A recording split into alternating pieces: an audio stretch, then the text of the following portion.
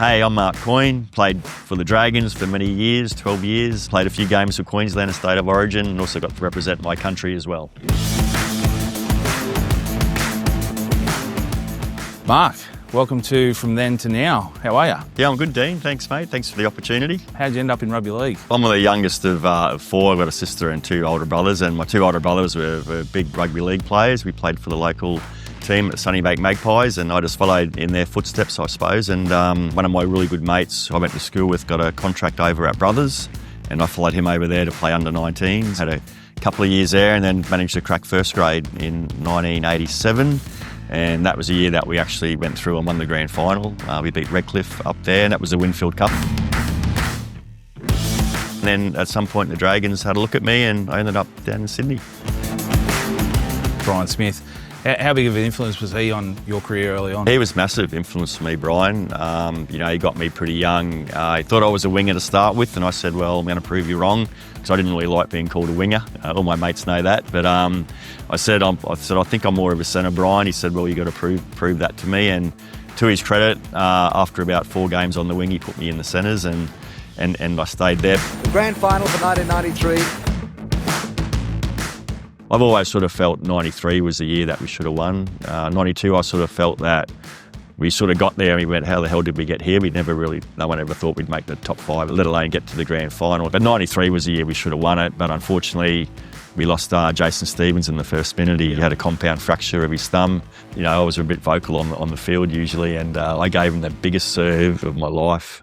And he held his hand up like that, and I said, oh, sorry, mate. Only 2 minutes into the game. I did my knee, had a medial strain at about the 20-minute mark in the first half, so I was virtually running on one leg and ended up not playing much of the game. So we sort of had those couple of injuries that didn't help us at all. Gets the pass on! Coyne goes for the corner! A great memory. Mel was great to give me the ball and give me the opportunity to get over, and yeah, it's just one of those iconic things. And I had the easy bit to do really. I just had to fall over the line at the end. But yeah, great team try, and I'm probably lucky given I scored on the one that gets all the accolades. That's not a try, that's a miracle! I only played 7 minutes in that game, and it was sort of a weird night because after the game I got absolutely mobbed by the journos after the game, and I got stopped on the way home by police to do a random breath test. The policeman saying, well, have you had much to drink tonight? And I said, no, not really. I said, half a beer. He said, where you been? I said, I've just been at the State of Origin game. He said, oh yeah, I saw that we lost. And I said, yeah, that's how it goes. And but had he known that I actually scored that try, he might have arrested me, I reckon. So Darius will try on the first one, and we'll have plenty involved. We heard the call, and obviously the scrum erupted. Me and Paul McGregor grabbed each other. Then we ended up playing together, obviously, down the track with the joint venture in '99, but we can't throw punches, Mary and I, so we just did a bit of a dance. A little bit. It was funny because we did hear that, the Blues were going to call Cattle Dog or something like that, or as soon as we said the word Queensland, they were going to explode. So we were all ready for it, and obviously it happened, and it was great theatre, but I don't think anyone sort of got knocked around too much. I've got plenty of memories, in terms of, Alfie Langer and Kevin Walters. Like, I played a lot of State of Origin games with them. We really clicked well, got on really well as friends, Alf and Kevy, but they used to terrorise me. Because even now, like, Alf will ring me. If they beat St George, I'll get a 1:30 a.m. phone call from Alf. I never answer it because I know who's going to ring me. And he'll be singing Saints Can't Play. So that's what he does. 1996 season, it's probably my favourite year that I've had in my 12 years at the Dragons, is when we turned up to training in January after the Christmas break. Our coach had left us. Rod Reddy was our new coach for 1996, and he left to go to Super League. And we had like 5 players at training. They turned up to training because all the other players just ran to their Super League clubs or went to other clubs, and no players, no team.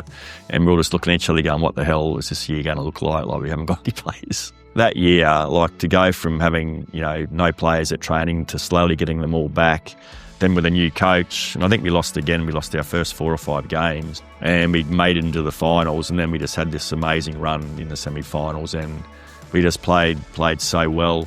We fell at the last hurdle again, but I remember when we beat North Sydney to get to the grand final, like, I was just in tears. Me and Mark Bell, he was the winger on my side, and we just hugged each other, and virtually cried because we just couldn't believe where we came from at the start of the year. To actually get to a grand final was just, it was just amazing that we could actually do that. People often think that that try is my favourite moment in my career, but winning through to that grand final is my favourite moment, just because I knew where we started from at the start of the year, and to get to where we got to was just a remarkable effort, and one that I'm really proud of, as leader of the team, but also with all the guys that I played with.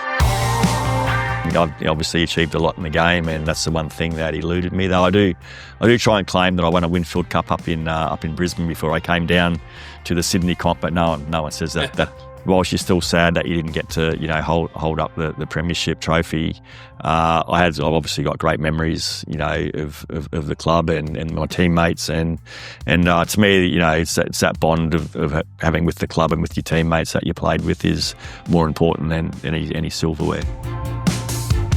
Mark, we've gone over your life and your career. What are you up to nowadays? So I've been doing insurance pretty much since I retired from football. So I'm still doing insurance. I'm sort of semi-retired a little bit now. So I've got a couple of extra days, which gives me time to do the Dragons. I've got 3 kids. They're all good kids, and so I'm having a good life.